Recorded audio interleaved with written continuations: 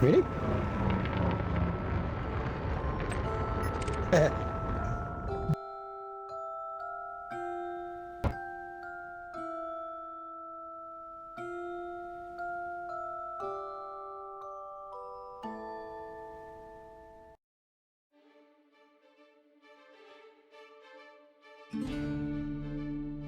Hi, it's 975 and welcome to Elite Dangerous on the Xbox, and today I'm bringing you actual piracy, actual player v player piracy. We must have interdicted 15-20 ships to get 3. Most of the people passing through the CG system were doing the Fargoid killing and not doing the cargo CG, but we had to check everyone. Me and Scooby had a whale of a time. The game's afoot! I'll gobble them up! It was cracking, absolutely hilarious fun. We had a great time. We pirated 3 people. There was tons of no cargo messages going out. There was tons of people, and a faction I've never even heard of. There was like wings of 4 plus other commanders as well. So, you know, running into tons of new people I've never even met before that clearly do a lot of Fargoid hunting. And we weren't there to gank Fargoid killers and stuff like that. We have no interest in like clubbing people in AX ships that can't defend themselves. We leave that sort of thing to IED. We were there to rob people of cargo that were doing the cargo part of the CG. Unfortunately, this meant interdicting and checking a lot of people that were just doing the CG for the Fargoid killing, because they had cargo racks. A lot of them carry decontamination limpets and repair limpets, so you know they have cargo racks, so you have to check. If you see someone with limpet controllers, you know they got cargo racks, plus they may be carrying Fargoid hearts, etc. But we got a few tons. We had a wonderful time. We chatted to a lot of people. We, you know, said no cargo, free to go to a lot of people. We took out this guy's drives. We did what we do. We pirated. We had fun at the CG, meeting new people and pirating new people. It's great to be doing that in the game. The supposedly dead space sim, in which tonight alone I met probably a dozen or so commanders I've never seen before in my entire time playing on Xbox. So, you know, for a Dead Space game there seems to be quite a lot of life left in it, which is great. It's something that I will keep playing this game because I do love playing this game, and there's no other game where you can do this sort of player v player piracy and have, you know, enjoyment like this. And of course it has to be said,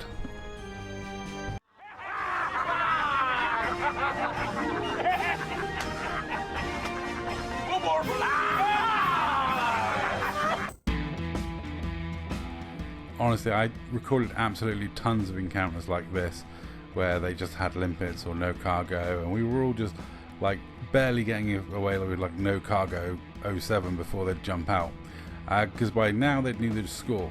It was very difficult to message before pirating because the station is very close to the star, so you know, the mega ship, sorry, is very close to the star.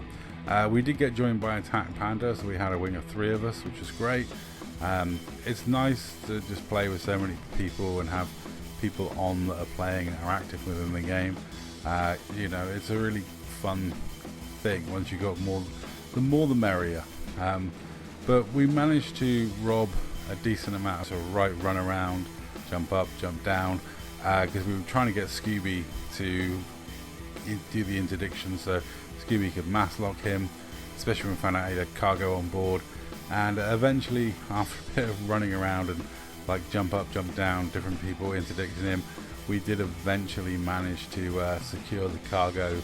But yeah, he gave us a good old run for our money, and fair play to him. It's great having a cutter in the wing. I don't like pirate cutters, but they are great for mass locking people, and they make piracy against the larger ships, especially the cutters, you know, way easier. Much easier to manage if they can't just submit in low wake, because there's nothing worse when you're in a medium-sized pirate ship trying to deal with a cutter just submitting in low waking, unless you've got grom bombs. You can't do anything about it.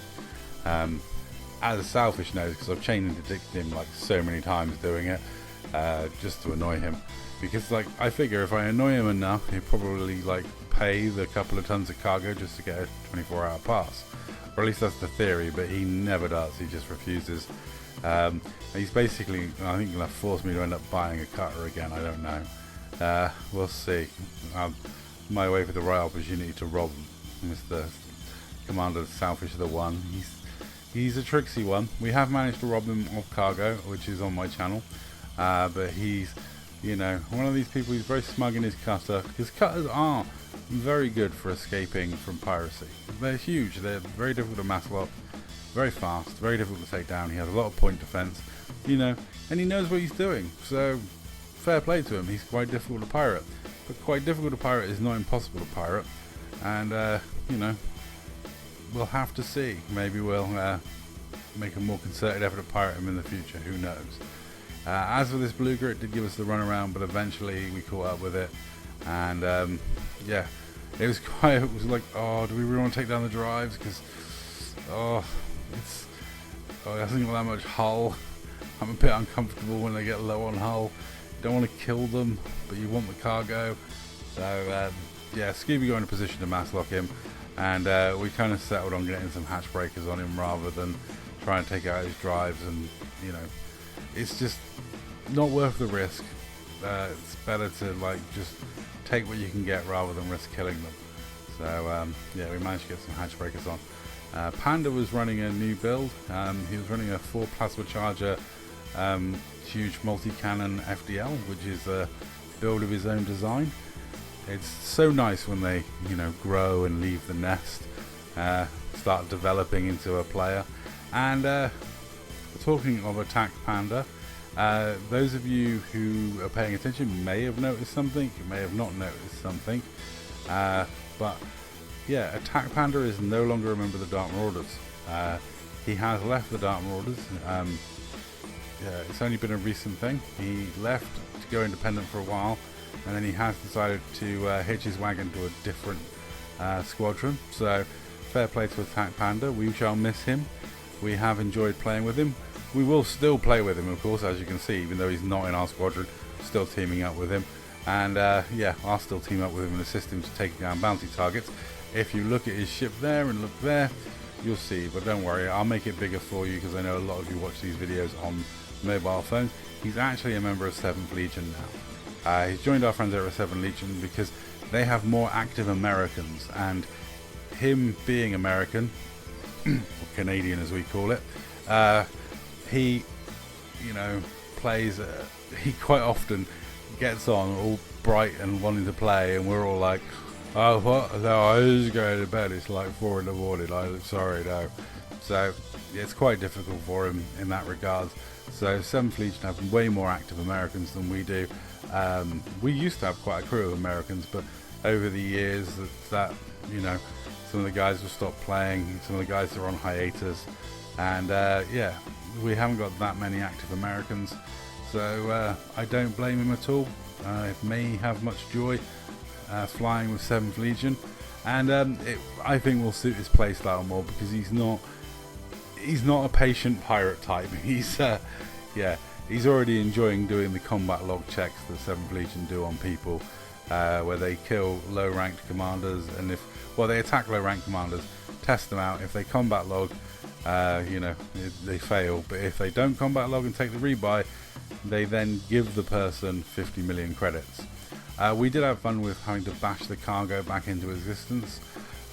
While I was on my carrier, Scooby managed to rob the 3rd commander with Panda, and I ended up dropping in to collect the cargo, because Scooby was having such a nightmare trying to collect it, because it just pops out of existence and you have to nudge it back into life, and it can be a bit of a challenge.